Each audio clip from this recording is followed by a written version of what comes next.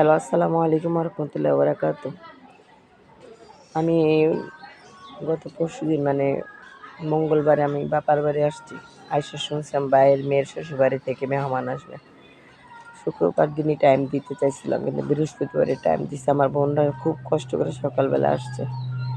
মেহমানরা সকালে এসে নাস্তা করার কথা, কিন্তু তারা নাস্তা করতে পারে না। এই রাস্তা একটা দুর্ঘটনা ঘটছে, তারা ৩-৪ ঘন্টা জ্যামে বসেছিল। তারা আসছে ২টা ২০-এ আমাদের এখানে। এইসব মাগরিবের পরপরই আবার চলে গেছে, বাসাটা খালি করে। আমরা ৩ ভাই ৩ বোন ছিলাম। এক ভাই খুব ছোট, মানে তার ১ বছরের মেয়ে রেখে রোড অ্যাক্সিডেন্টে মারা যায়।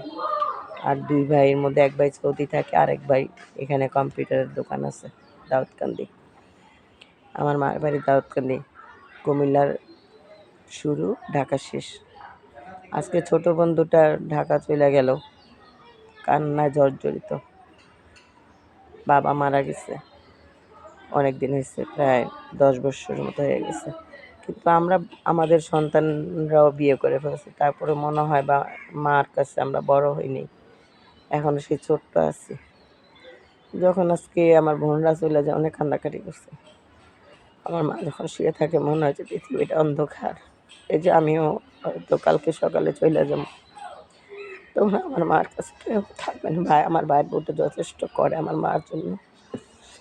আমার ভাইয়ের বউটা হচ্ছে লাখে একজন। আমরা আসলে ননাসদেরকে কোনো দিনও কোনো একটা কিছু করতে হয় না, করতে গেলেও করতে দেয় না।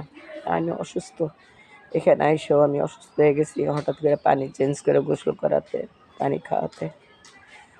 বাবা মার কাছে সন্তান বুড়ো হয়ে গেলেও ছোটই থাকে। লাউ শাক যেমন বুড়া হয় না, বাবা মার কাছে সন্তানরা বুড়ো হয় না। আমার বোনটা চলে গেছে, অনেক কান্নাকাটি করছে, কিন্তু মার সামনে কাঁদতে পারি না। এই যে এখন ভাবতেছি আজকে এই সময় এখানে আছি, কালকে তো কোথাও না কোথাও চলে যাব। জানি না হায়াতে ভাইসাও থাকবো কিনা, বা সুস্থ মতো বাড়িতে যে বাসায় যাইতে পারবো কিনা। বাসায় গেলে মনও টিকবে না, মাটারা এখানে রেখে গেলাম। আমার বাবা 13 বছর বয়সে ঢাকা গেছে, তখন তো খুব ছোট ছোট থাকতে বিয়ে হয়ে যেত, এই জন্য 13 বছর বয়সে ঢাকা গেছে।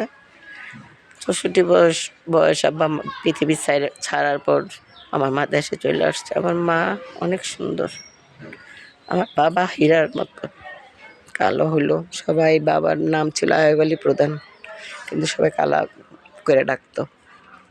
আমার মার জন্য সবাই দোয়া করবেন, ভালো থাকবেন। আমাদের জন্য দোয়া করবেন, আমরা যাতে ভালো থাকতে পারি, আমার মারে ভালো রাখতে পারি।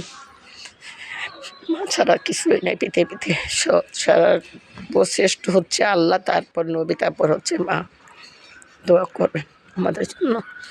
সবাই ভালো থাকবেন। আল্লাহ হাফেজ। আসসালামু আলাইকুম ওয়া রাহমাতুল্লাহি ওয়া বারাকাতুহু।